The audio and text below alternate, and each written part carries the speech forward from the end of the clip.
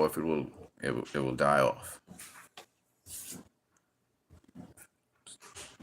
So it may have something to do with the orientation of my stream and the bite size or something. I'm not sure why this is happening, but I'm going to keep it like this. All right.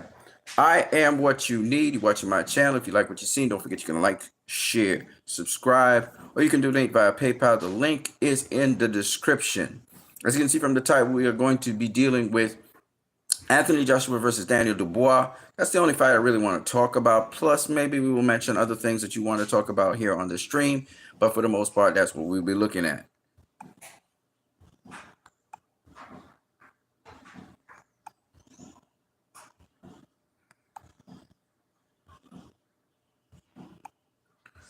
Okay, this stream is brought to you by LIVE and the LIVE product line. LIV, live now, we're live now. We got different flavors for drinks. LIV, we have drinks and we have cleaning products. We have different flavors of drinks. We have fruit punch here. They come in orange as well. LIVE products. We also have grapefruit. We also have lime with a little sprinkle of ginger inside of it. We also have sorrow,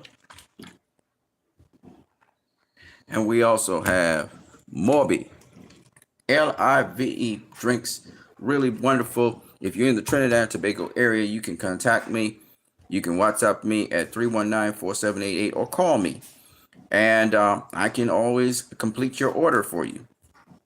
In addition, we have cleaning products. We have we have liquid detergent for your clothes. We have fabric softener also for your clothes. We also have disinfectant, all-purpose cleaner, smells really good and really makes your house smell wonderful. And we also have dishwashing liquid. All products cost $10. If you purchase online, you get the products for $8. Except, well, with the drinks, 25 or more orders, you get products at $8 as well. So with the drinks, 25 or more orders, you get the products for $8 instead of $10. And for the cleaning products, if you just purchase them online, you get them for $8. All right, I'm what you need. You're watching my channel. If you like what you've seen, don't forget you can like, share, subscribe. All praise be to the Most High God. The Most High God comes first. We're going to talk about some boxing, man. We're going to talk some boxing. I know you guys haven't seen me for a quick minute, and that's because AP the Great, salute what you need. What's up, my brother? Salute to you as well. Good to see you in the building. Don't forget to smash that like button. The like button is very nice. When you guys smash the like button, it shows that you approve of what we're doing. We're talking about Anthony Joshua versus Daniel Dubois, which was a fight I really wanted to talk about, but I just didn't talk about it at the time. Also, in addition to that, I didn't want to talk about Canelo Alvarez versus the kid from Puerto Rico because I didn't think it was worth a while to talk about that fight. So I haven't talked about that fight. If you guys want to bring it up in discussion as we're going along, it's cool. AP the Great 28 says, AJ got his ass whooped. Well, he got knocked out. That's for sure. He got knocked out. That's for sure. Well, let's talk about the fight. So first, the results of the fight is Daniel Dubois, of course, knocked out Anthony Joshua cold. This was a real knockout. This wasn't a TKO. This was a real knockout. Knocked him out in the 5th round, right? All right, let's talk about the fight, though, because the breakdown is the fun part of what we're going to talk about. And then we're going to talk about the future of both fighters, okay? First and foremost, Anthony Joshua versus Daniel Dubois. From the get-go, Daniel Dubois had a great jab, but it wasn't just that he had a great jab. The difference between Anthony Joshua and Daniel Dubois in the beginning of the fight was the foot speed, was that Daniel Dubois was going in and out, shuffling from side to side. He wasn't staying directly in front of Anthony Joshua to wrangle with him. He was trying to find different angles of entry, and he was pumping his jab as he was stepping into Anthony Joshua. Anti-inflammatory fluids by Joanne. Looking good, cuz. Thank you very much. Thank you very much, cuz. Shout out to Anti-Inflammatory Foods by Joanne. You guys check out that channel. That channel gives you good nutrition. As in addition, Joanne is a soldier for the truth. That is a soldier for Christ. For those of you who are Christian, you're going to love what she does. Very inspirational channel. Got to just give a big salute to my big cuz up there in the UK. AP the Great, 28. So you guys, if you're athletes, etc., check her out. Don't forget to smash the like button, people.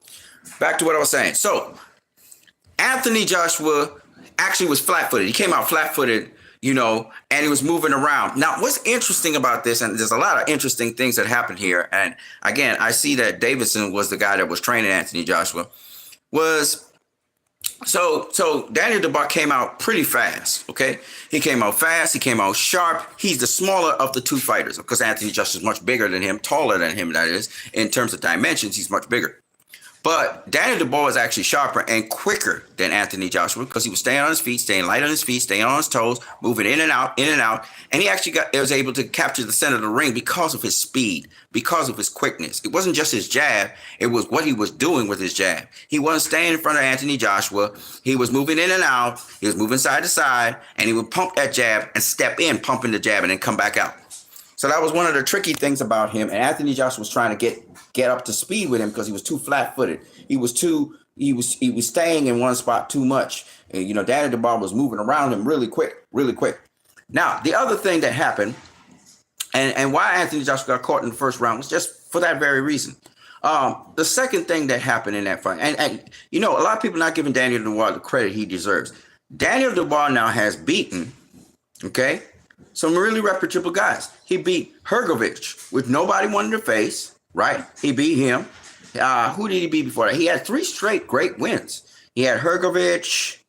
Who's the other guy? Come on, guys, help me out here. Who's the other guy that he beat? I can't remember right now off the top of my head. Pause. I'm going to pause the video and go and look. Pause. All right. AP the Great says Jarrell Miller. Yeah, he beat Jarrell Miller. Nobody's ever beaten Jarrell Miller like that. Stopped him in the 11th round. Stopped him. He stopped Hrgovic, right? And then he stopped Anthony Joshua. And I think the other guy is this. Oh, yeah. And let's not forget, he got Alexander Usyk in some trouble. Remember that Usyk fight? Usyk eventually stopped him. He got stopped by Usyk and he got stopped by Joe Joyce. But again, the dude is bona fide. You know what I'm saying? And again, I guess the experience of, he stopped Miller in the 11th round. Yeah. The experience of having fought a guy on the caliber of Alexander Usyk really benefited Daniel Dubois. So it was really great that he had that opportunity to face Alexander Usyk. And his coach is doing a great job with him. I'm not going to lie about it. This guy, he been beating some guys, man. He been beating some dudes. He been on a run. Okay, Anthony Joshua is on a run too after his loss to Usyk, but he wasn't facing the kind of competition that Daniel Dubois has been facing. So you guys need to give Daniel Dubois tremendous props after losing to Usyk, after losing to Joe Joyce. This guy has, upped his game, and as world champion, he fought like a world champion. Okay, all right. So that was the first thing, and now in round 2. Anthony Joshua realized that his foot speed wasn't enough, so he started to match the foot speed of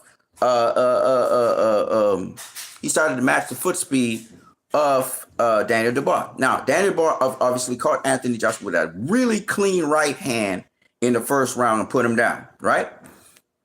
Real clean right hand, right? Anthony Joshua was still adjusting to the speed of Daniel Dubois and his footwork.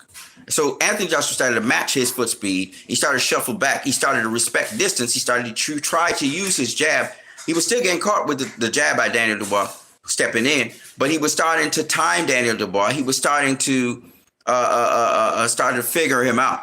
Now, here's the important thing for you guys to understand. Daniel Dubois had a high guard.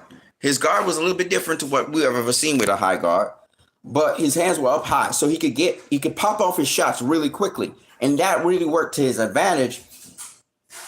Anthony Joshua needed to work the body, but first and foremost, Anthony Joshua needed to get his defense in order. He had some defensive lapses, and that was because he was being rushed, because the pace of the fight started at a very high pace. Daniel Dubois was able to get to the center of the ring. He was able to walk Anthony Joshua down, and Anthony Joshua was still too slow for him. He was too sluggish. He started to get his foot speed. Once he started getting his foot speed in order, he could get the distance and the range. So what was happening was that Anthony Joshua, he started to make adjustments, right? He started to shuffle back. He started to shuffle to the side. He started to box Daniel Dubois. He started to fight him on the outside. And I believe he got dropped in the second round as well, if I'm not mistaken. Again, the 2 drop downs did buzz Anthony Joshua, but he was able to still clinch, he closed the distance. He was starting to find range. Even though Daniel Dubois was still moving around a lot, he was able to find range and was able to clinch him, was able to control him to a certain degree. I was watching what was happening. Anthony Joshua was getting adjusted to Daniel Dubois' style. And in I believe it was the third round, he got clipped a couple of times, but he started to box Daniel Dubois. He started to do better. Daniel Dubois, now Anthony Joshua has two offensive weapons he loves to throw. And you see him starting to do that. He started to try and do the pull counter, which was a pull counter over the top with the right hand. And he loves to throw a counter uppercut. He likes to throw that counter uppercut up the center. So he was starting now to try and work out his offense. Meanwhile, Daniel Dubois, as y'all can clearly see, was mostly right hand happy until I believe it was in the third or fourth round, he started throwing his left hook. He started throwing the left hook off the jab. And he caught Anthony Joshua leaning to his left. He was leaning to his left and caught him with the left hook. Stunned him. And Anthony Joshua was getting stunned quite a lot in the fight by Daniel Dubois. Okay, of course, Daniel Dubois punches hard. We all know this, right? Don't forget to smash the like button, people. Join the conversation. We're having a conversation about a breakdown of the fight, what actually happened. Now, so Anthony Joshua was starting to make adjustments to Daniel Dubois. On the inside, he was clinching him up. Daniel Dubois was trying to wrestle out of the clinches, but Anthony Joshua had a pretty clever way of clinching him up to lock him down. Daniel Dubois still got him in corners at times and threw flurries and landed some good shots on Anthony Joshua. Anthony Joshua now started to work his jab. So in the fourth round, as they started going into the fourth round, Anthony Joshua's jab was starting to get some control in the fight. He was clinching up with Daniel Dubois, and why you saw him start to laugh and stick his tongue out at people, because one, he was in a real fight, and two, he began to figure out what Daniel Dubois was doing. And I'm going to explain to you guys why he caught Daniel Dubois in the fifth round, because he had actually figured him out. So what happened in the fourth going into the fifth, Anthony Joshua's jab started to become a factor in the fight. He was now keeping Daniel Dubois more on the outside where Daniel can come in. Even when Daniel Dubois tried to find the angle to come in, Anthony Joshua would cut off the angle because his footwork started to match the foot speed of Daniel Dubois. So Anthony Joshua realized he had to move his feet to the speed of Daniel Dubois' feet. And he also had to cut off the angles so he could catch him with the jabs. And Anthony Joshua himself started to move around the ring. Now, somewhere at the end of the fourth, Anthony Joshua, he started to time Daniel Dubois, and he caught him with an uppercut at the end of the fourth round. If y'all don't remember, so he was testing out that uppercut. He was also testing out his right hand. He still couldn't catch him with the pull counter right hand. Daniel Dubois also was countering while Anthony Joshua was throwing. So they would sometimes both connect with each other or block the shots, whatever. But they would connect with something, right? So the fight started to even out. Anthony Joshua was keep on sticking out his tongue at Daniel Dubois, trying to bait Daniel Dubois to come in, because Anthony Joshua had kind of found a measure on Daniel Dubois. But he still hadn't quite found the range. And what happened with Anthony Joshua in the fifth is when he caught Daniel Dubois, he went in for the kill. But here's the thing, and he hurt Daniel Dubois significantly in that round. But what happened was he didn't maintain the distance properly. So he tried to throw the uppercut from too far outside. So what he does, he would throw the overhand right, or he may come underneath. And he tried to throw the uppercut from too far outside. And Daniel Dubois threw his right hand the same time as Anthony Joshua was throwing the uppercut. So when he threw the uppercut, he rammed right into Daniel Dubois' hand, and he went to sleep immediately because he literally uppercut himself into Daniel Dubois' hand. Daniel Dubois was throwing more of a reflex reaction. He stepped back, and then he stepped in and threw the right hand. It was like a right hook, more or less, not a straight right hand. And he still caught Anthony Joshua, as Anthony Joshua was just about to try and throw that. He was throwing that right uppercut. So he uppercut himself right into the right hand. He wasn't close enough to throw the right uppercut. He didn't realize that. And so that's what knocked him out. Now, people are saying Anthony Joshua is done. And no, he's not done. Is his chin the greatest chin in the world? Well, in this fight against a puncher, getting hit clean like that, you're gonna go down. And just to bring to a point, I believe it was the week before on the Canelo versus what's the kid's name from Puerto Rico? Help me remind me what the kid from Puerto Rico's name is. But anyway, that kid from Puerto Rico who fought Canelo, on the undercard of that, we had Scooter who was fighting Castro. Right? For those of you who don't know who Scooter is, he's the guy that got beaten by Nao Inoue. And Scooter also got caught and dropped by Castro in that fight. But Scooter came back to the end of the fight, realizing what was happening, and he was able to make Berlanga. Thank you very much. He was able to make adjustments in that fight. And because of that adjustment that he made, and he tightened up his defense, he was able to beat Castro. He did beat Castro. He beat him. I hear some people saying that Castro beat him. Nah, Castro hurt him a couple times, but that's because, again, his defense was holy. Again, just like Devin Haney versus Ryan Garcia. Devin Haney sort of had holy defense. Usually Devin Haney has cleaner defense than that. But Devin Haney kind of threw a caution to wind, trying to be too aggressive. And you saw that with Anthony Joshua. He tried to be too aggressive. He tried to jump on him.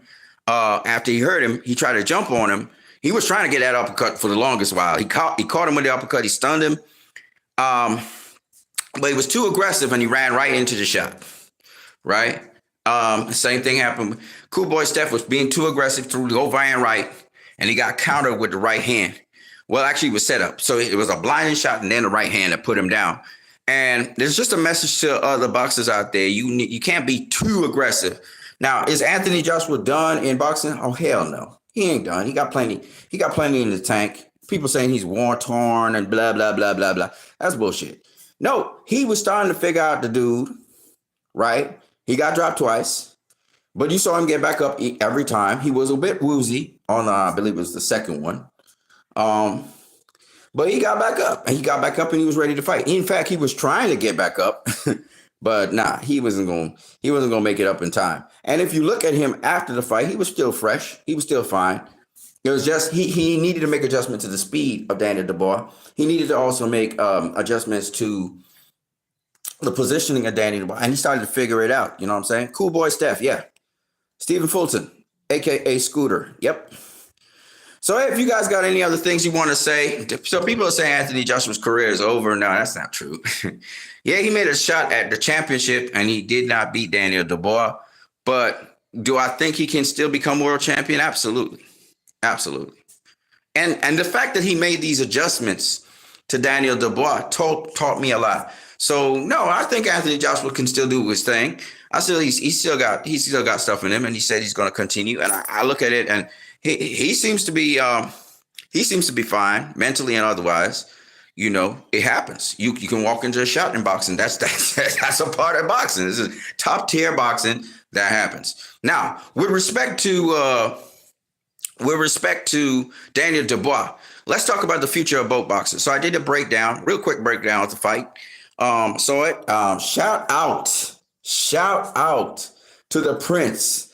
Man, this dude be giving us great fights. The best fights this year have been delivered by the Prince. Let's just acknowledge that. All right. We've got upsets all the time. So Anthony Joshua was upset by Daniel Dubois, but Daniel Dubois being on a tear. Y'all gotta respect Daniel Dubois. He's a great fighter. A good fighter, sorry. I won't say great yet. But he be doing his thing. And listen, the thing that really threw off Anthony Joshua was the way how quick he was. It was how quick he was. He was closing that distance real fast, and he was getting out of there real fast. You know, Anthony Joshua was able to time him and catch him with that uppercut in the round 5, which was really great. You could see the tide was turning, though. I think if Anthony Joshua was to rematch Daniel Dubois, he'd beat him. I think he'd beat him. But Daniel Dubois is learning by leaps and bounds, and he's doing a great job. And the style that he has is interesting, you know. And he shows wrinkles in his game. So, I would love to see what Daniel Dubois would do. From here on in, the sky's the limit. Maybe a rematch with Usyk after the Usyk versus Fury fight. Oh, upcoming, though, in October. Oh, finally, Dmitry Bivol versus Artur Beterbiev. I'm looking forward to that fight. You know what I'm saying? Now, If y'all guys want to talk about anything else in boxing, let me know. Hold on 1 second though. I gotta make a quick detour because I don't want you guys to be there. I'll be right back. I just need to take a bathroom break. Hold on a second, people. I'm gonna come right back to you. I'm gonna just take this and do like this. Okay. Coming right back.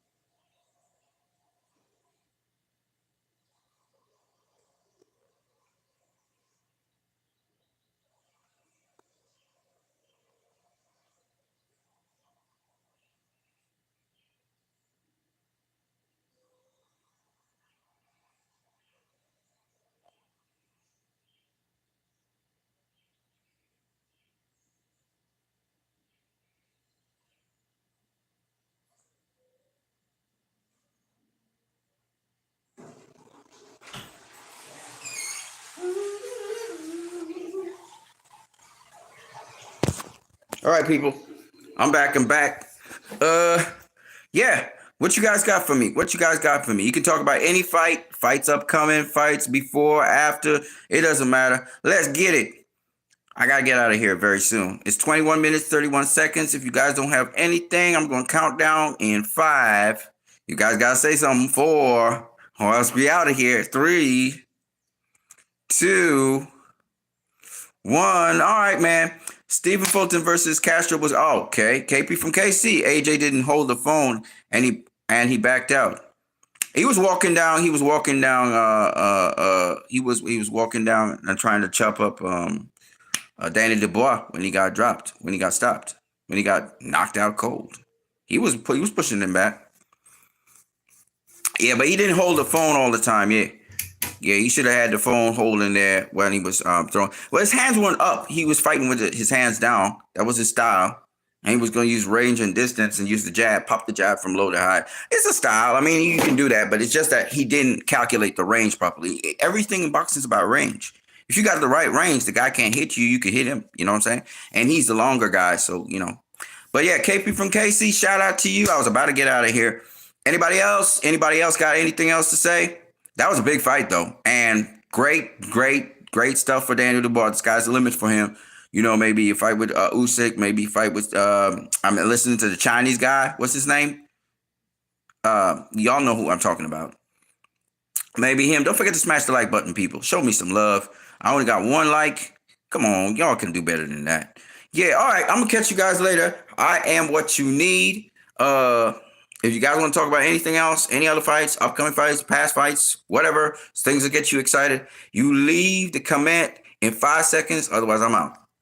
1, 2, 3, 4, 5. I'm out. Peace.